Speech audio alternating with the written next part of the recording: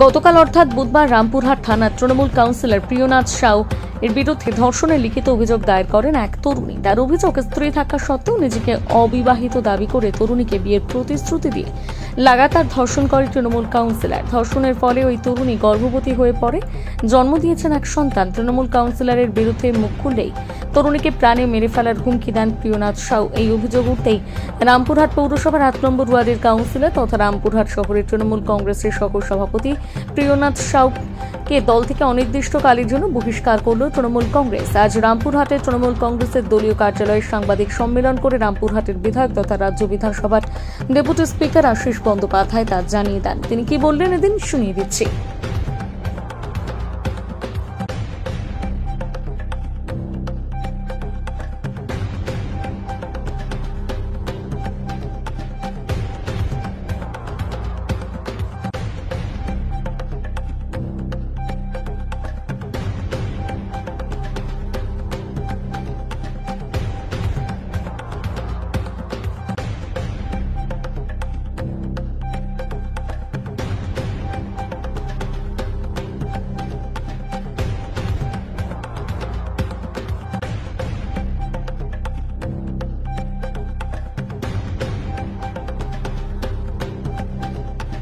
ডেকেছি একটি বিশেষ ঘোষণার জন্য।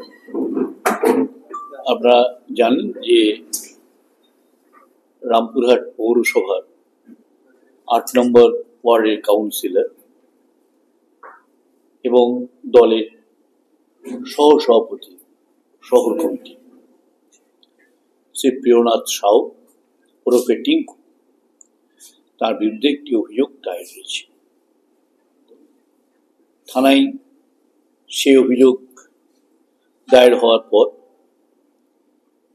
বিভিন্ন সংবাদ সংস্থাও এগুলো প্রচার করেছেন এবং এটা সবার নজরে এসছে।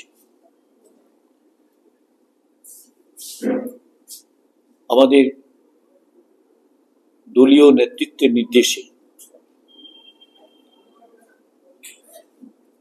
আমাদের নেতা আপনারা জানেন অভিষেক বন্দ্যোপাধ্যায়, আমাদের নেতা আপনারা জানেন মাননীয় মুখ্যমন্ত্রী মমতা বন্দ্যোপাধ্যায়, সুব্রত বক্সী এবং দলীয় নেতৃত্বের নির্দেশে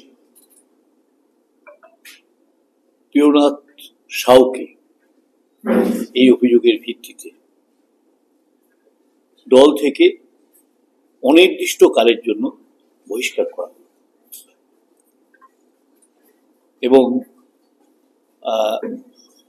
দলীয় শৃঙ্খলাকে না মেনে যদি কোনো ব্যক্তি গুরুতর অভিযোগে অভিযুক্ত হন তাকে দল রেয়াত করে না, তৃণমূল কংগ্রেস রেয়াত করে না।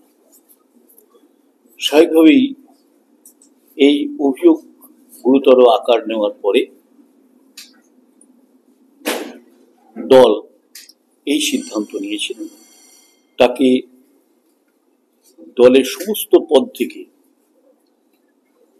অপসারিত করা হচ্ছে এবং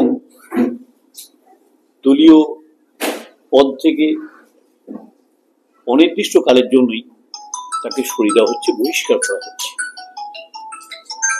এই সিদ্ধান্ত আপনাদেরকে জানানোর জন্যই এই সাংবাদিক সম্মেলনের আয়োজন। পরে হবে, এটা দলীয় নির্দেশ আমাকে যেভাবে দেওয়া হয়েছে আমি সেইভাবে।